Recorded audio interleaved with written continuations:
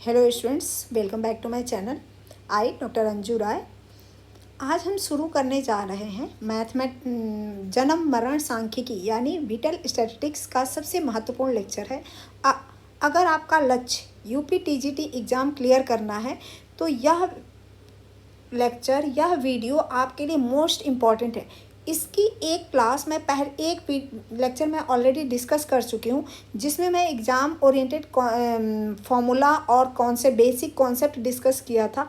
तो आप अगर उस वीडियो को नहीं देखे हैं तो उस वीडियो को पहले देखिए, फिर उसके बाद इस वीडियो को देखिएगा, क्योंकि इसमें हम एग्ज़ाम ओरिएंटेड एमसीक्यू डिस्कस करेंगे और शॉर्ट रिवीजन करेंगे इस पर।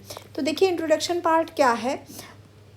जन्म मरण सांख्यिकी के अंतर्गत विवाहों, जन्मों, बीमारियों तथा मृत्यु इत्यादि संख्यात्मक अभिलेख तैयार किया जाता है। इसकी सहायता से किसी समुदाय के स्वास्थ्य, जनसंख्या वृद्धि का अध्ययन किया जाता है। तो यहाँ पे एक क्वेश्चन एमसीक्यू यहाँ पे होता है कि जन्म मरण से हम किसका अध्ययन करते हैं। तो जन्म मरण सांख्यिकी से हम किसी विशेष समुदाय के स्वास्थ्य और जनसंख्या वृद्धि का अध्ययन करते हैं। अब जनसंख्या वृद्धि के मुख्य 3 घटक होते हैं। कौन कौन सा? जनन यानी फर्टिलिटी, मरण, उसके बाद प्रवासन। ठीक। अब जो जनन होता है यानी फर्टिलिटी जो होती है वो क्या होती है? पॉजिटिव कंपोनेंट होता है, यानी धनात्मक घटक होता है। और ये जनन होता क्या है? यह गर्भ में बच्चे के आने और वास्तविक उत्पादन की दर को दर्शाता है। यानी जब बच्चा गर्भ में आता है उससे लेकर के और जब वो पैदा होता है उसके बाद तक कुछ क्या बोलते हैं? फर्टिलिटी या जनन बोलते हैं। और इसका कंपोनेंट कैसा होता है? ये पॉजिटिव कंपोनेंट होता है। तो यहाँ पे भी एक एमसीक्यू हमारा क्रिएट होता है कि जनन कौन सा कंपोनेंट है? पॉजिटिव कंपोनेंट है, निगेटिव कंपोनेंट है, या पॉजिटिव निगेटिव दोनों है, या नन ऑफ दीज है। तो इस तरह से यहाँ से एक एमसीक्यू आपको देखने को मिल सकता है। एक यहाँ से आपको एमसीक्यू इस लाइन से मिल सकती है। ठीक। उसके बाद देखिए नेक्स्ट है महत्वपूर्ण दरें एवं सूत्र, इंपॉर्टेंट रेट्स एंड फॉर्मूला। अब इससे रिलेटेड डायरेक्ट इस बार भी यूपी के एग्ज़ाम में यूपी के टीजीटी एग्ज़ाम में क्वेश्चन पूछा गया था। तो देखिए, अब ये फॉर्मूला हम डायरेक्ट यहाँ पे डिस्कस करेंगे, क्योंकि इसकी थ्योरी हम ऑलरेडी इससे प्रीवियस क्लास में डिस्कस कर चुके हैं। तो वहाँ पे जा कर के आप कॉन्सेप्ट को समझ सकते हैं। तो अशोधित जन्म दर यानी क्रूड बर्थ रेट, सीबीआर भी आपको याद रखना है कि सीबीआर कह रहा है तो अशोधित जन्म दर है या क्रूड बर्थ रेट है। तो दिए हुए वर्ष में प्रति 1000 जनसंख्या पर जन्मे बच्चों की संख्या को क्या कहते हैं? अशोधित जन्म दर कहते हैं, यानी सीबीआर बोलते हैं या क्रूड बर्थ रेट बोलते हैं। अशोधित जन्म दर का फॉर्मूला क्या है? तो अशोधित जन्म दर इक्वल टू दिए हुए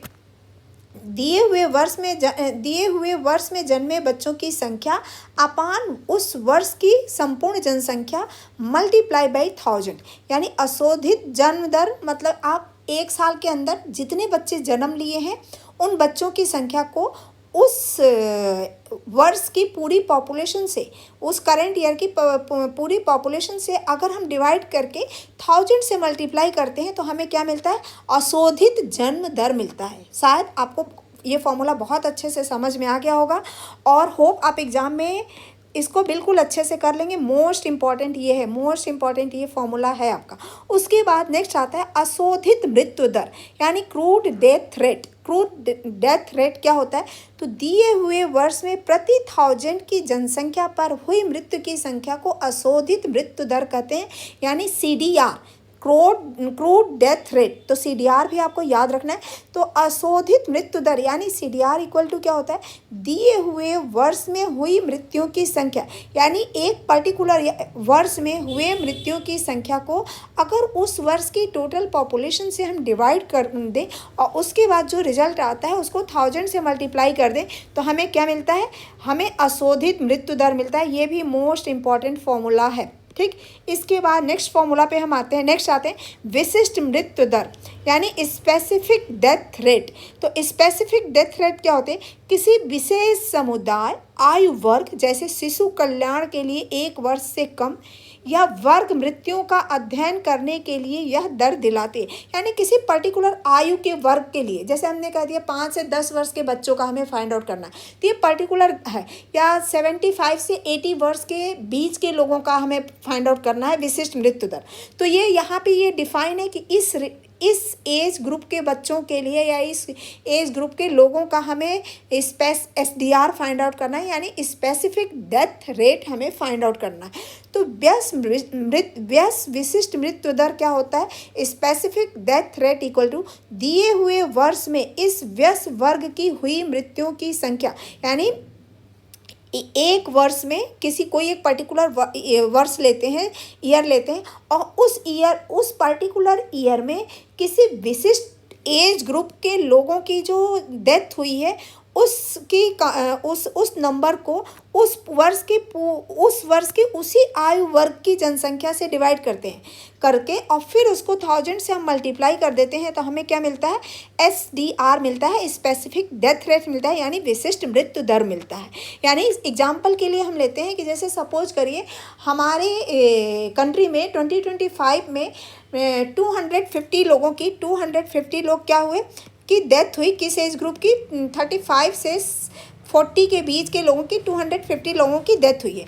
और हमारी कंट्री में 250 लोगों की डेथ हुई है, और 2025 में 35 से 40 के बीच की जो पॉपुलेशन रही है वो 40,000 रही है, ठीक, 40,000 रही है।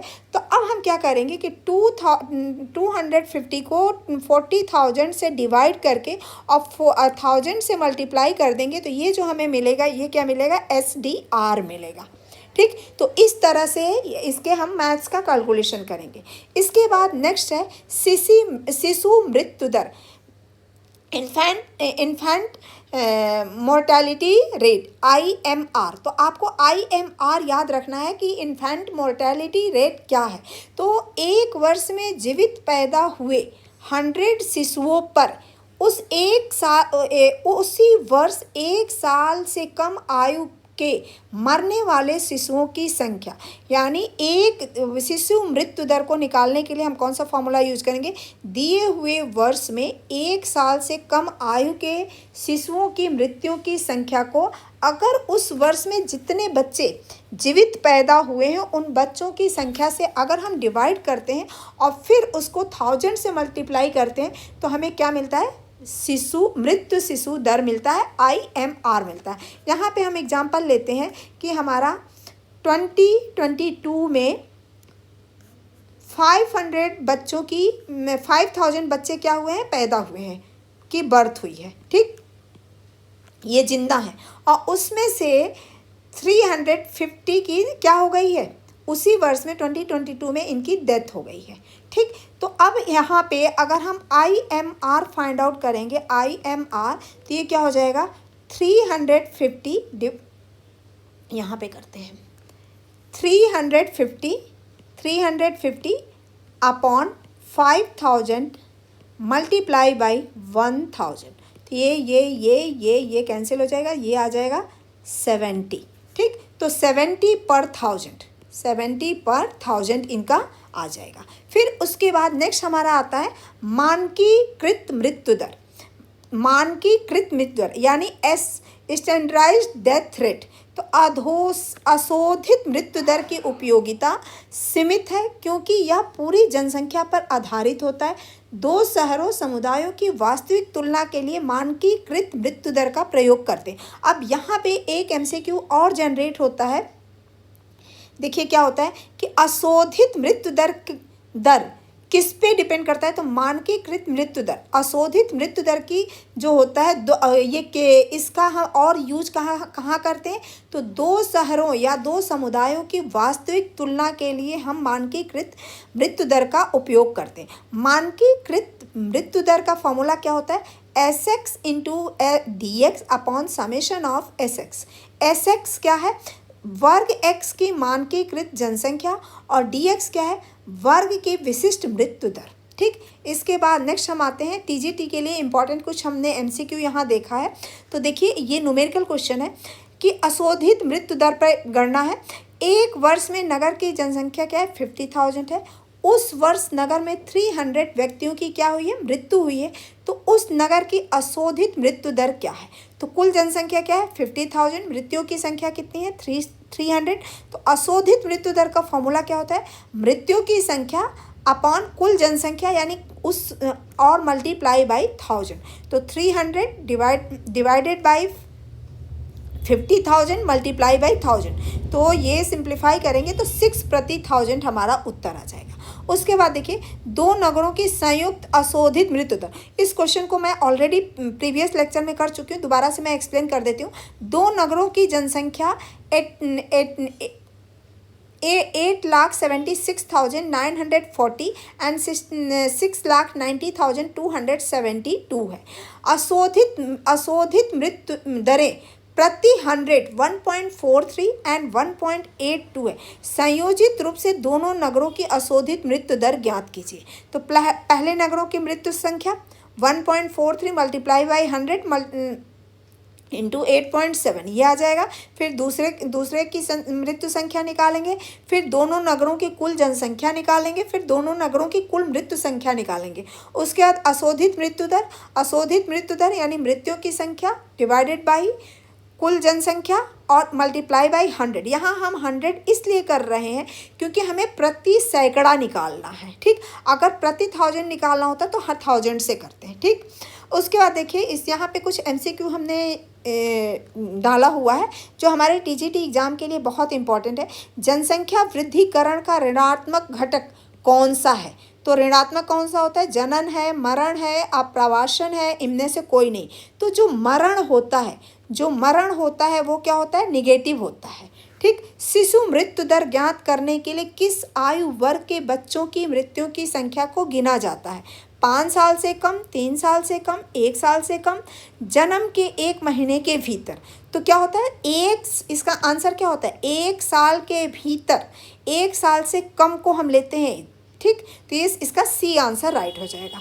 उसके बाद नेक्स्ट क्वेश्चन है, किसी वर्ष एक नगर की जनसंख्या 50,000 है और उस वर्ष 300 व्यक्तियों की मृत्यु हुई है, तो उस वर्ष नगर में अशोधित मृत्यु दर क्या होगा? तो इसको अशोधित मृत्यु दर हम फाइंड आउट करने के लिए SDR फाइंड आउट करने के लिए हम क्या करेंगे? टोटल मृत्यु 300, टोटल पॉपुलेशन 50,000 मल्टीप्लाई बाई 1000, ठीक। इसका कैलकुलेशन करेंगे तो ये कितना आ जाएगा? 0 0 0 कैंसिल, यहाँ 0 से ये कैंसिल, 5 1 जा 5, 5 6 जा 30, तो 6 प्रति 1000, ठीक।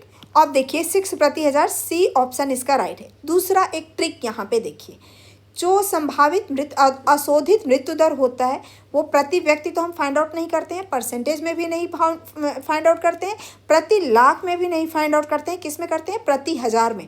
तो अगर आपके पास टाइम नहीं है तो आप 1000 देख करके इस MCQ को डायरेक्ट टिक कर सकते हैं। उसके बाद देखिए क्वेश्चन नंबर 4 है, दो विभिन्न समुदाय के मृत्युओं की सही तुलना करने के लिए निम्नलिखित में से किस दर का प्रयोग सबसे उपयुक्त है? तो दो विभिन्न समुदायों के मृत्यु दरों की तुलना करने के लिए हम कौन सा? अशोधित मृत्यु दर का यूज करते हैं, विशिष्ट मृत्यु दर का यूज करते हैं, मानकीकृत मृत्यु दर का यूज करते हैं, या शिशु मृत्यु दर का? तो कौन सा मृत्यु दर होता है? ऊपर मैंने कॉन्सेप्ट में दिया था मानकीकृत मृत्यु दर, C ऑप्शन हमारा राइट है। उसके बाद देखिए नेक्स्ट हमारा आज का लास्ट MCQ है शायद, मानकीकृत मृत्यु दर के सूत्र summation SX DX upon summation SX में SX क्या प्रदर्शित करता है? वर्ग X की विशिष्ट मृत्यु दर, वर्ग X का मानकीकृत जनसंख्या, जीवित पैदा हुए शिशुओं की संख्या, दिए हुए वर्ष में मृत्यु की संख्या। तो ये दोनों तो कहीं आता ही नहीं है, ठीक। अब इन दोनों में से होगा तो जो X होता है वो मानकीकृत, SX जो होता है वो मानकीकृत जनसंख्या भार को दिखाता है, ठीक। Thank you. इस तरह से हमने इस जन्म मरण सांख्यिकी का पूरा कंप्लीट सिलेबस जो अपने TGT के अकॉर्डिंग है करा दिया। होप आपको समझ में आ गया होगा। और अगर हमें और भी कहीं कुछ अच्छा कॉन्सेप्ट मिलता है या इससे रिलेटेड कुछ क्वेश्चंस हमें मिलते हैं तो मैं ज़रूर इसकी नेक्स्ट वीडियो लेके आऊँगी। लेकिन इन दोनों वीडियो को देख करके आप सारे कॉन्सेप्ट क्लियर करिए, और कहीं कुछ भी आपको प्रॉब्लम होता है तो आप हमसे डिस्कस कमेंट सेक्शन में कमेंट डाल के पूछ सकते हैं। इस तरह की वीडियो को पाने के लिए आप हमारे चैनल को सब्सक्राइब कर लीजिए, बेल नोटिफिकेशन को ऑन कर लीजिए, जिससे आपको इस तरह के कंटेंट टाइम टू टाइम मिलता रहे। Thank you.